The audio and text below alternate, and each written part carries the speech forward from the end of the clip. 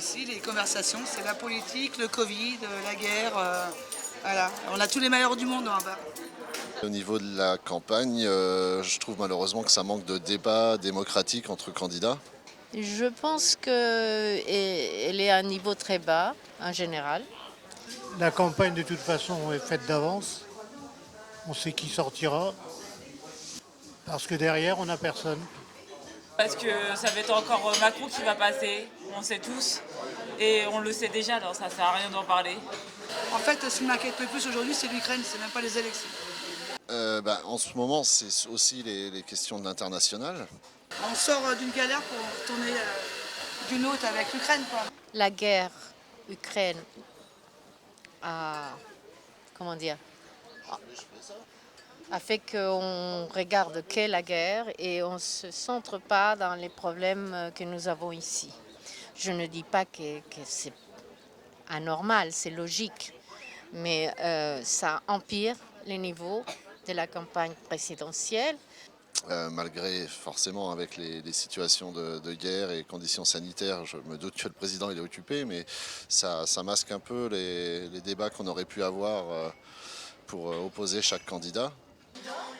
Comme chaque élection, il parle de tout, de n'importe quoi. C'est pas des sujets qui intéressent les Français. Il parle que de l'étranger c'est tout, mais c'est pas ça notre sujet. La priorité, c'est mon commerce. C'était tellement compliqué depuis ces derniers mois. On ne parle pas assez de la santé, nous, dans nos campagnes, on va dire la santé, c'est important. Donc ça, on ne fait pas grand-chose. Il y a les hôpitaux, c'est... Enfin, il n'y a pas que dans nos petits villages, nos petites villes, mais enfin, dans les grandes villes, c'est pareil. C'est plus les questions sociales qui m'intéresseraient et je vois une surenchère à laquelle on ne peut pas croire. Donc, entre ceux qui veulent augmenter la retraite et ceux qui veulent la réduire, on sait qu'il n'y a forcément jamais de réduction. Ce sera toujours un peu plus à travailler. Mais les vrais financements de tout ça, on ne les connaît pas réellement. L'écologie, maintenant l'énergie est très importante. Effectivement, toute la perte de nos acquis sociaux. Toutes les augmentations qui sont faites partout, le montant des loyers pour les gens qui sont en location, qui sont hors de prix, ce serait bien de légiférer un peu sur les loyers. J'ai un dernier petit-fils qui est à l'école.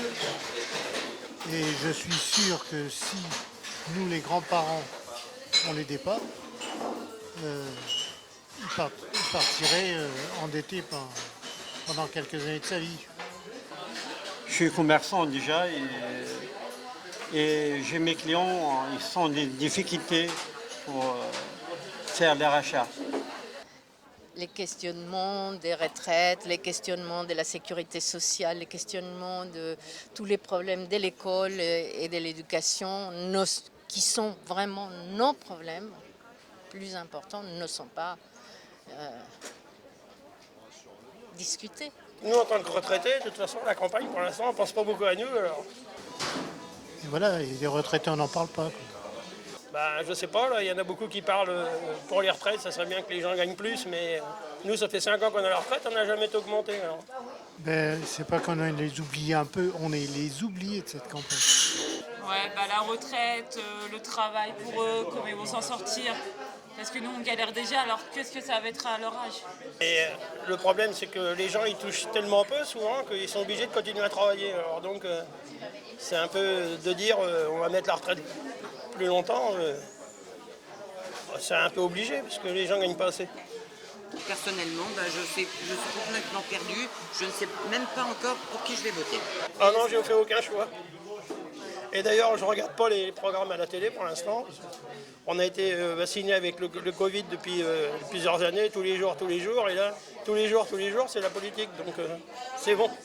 Parce que tout le monde a des bonnes idées. Alors moi, je dis qu'il ne faudrait pas qu'un président, mais en avoir plein, peut-être pour avoir quelque chose de concret. Je ne suis pas sûre que ce soit bien. Sinon, moi, je suis foncièrement de gauche, donc très embêté en ce moment, parce que je ne vois pas pour qui voter à gauche. Je sais pas du tout. Ça te donne même pas envie d'aller voter. J'ai toujours voté, je voterai. Et pour l'instant, je n'ai même pas réussi à faire un choix réel. Je pense que ce sera un choix par défaut, mais pas par vraie conviction. On ira, enfin moi j'irai voter, ça c'est sûr. Même si tout ne me plaît pas, mais j'irai voter, ça c'est clair. Au moins au premier tour, je voterai pour un candidat et au second tour, peut-être blanc, mais j'irai voter. On aura beaucoup de promesses, mais les résultats seront-ils satisfaisants?